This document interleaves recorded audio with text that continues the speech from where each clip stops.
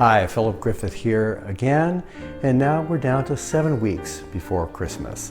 And as your professional photo organizer, I'd like to recommend that you consider doing a calendar for your gift giving this holiday season.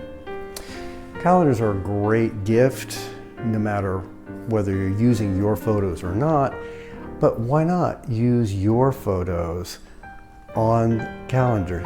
Because you're giving two gifts, the gifts of your images and the calendar.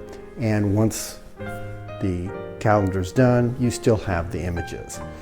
And you can do either a single image or, as here, multiple images. And you can also consider doing hobbies or there's lots of different things that you can use the calendars for.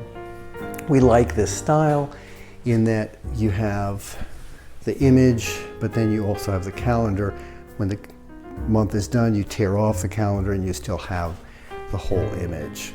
It's not printed on the back of another calendar month.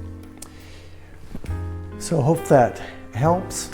And why not use your photos to tell your story so they'll last the next 12 months, if not for generations?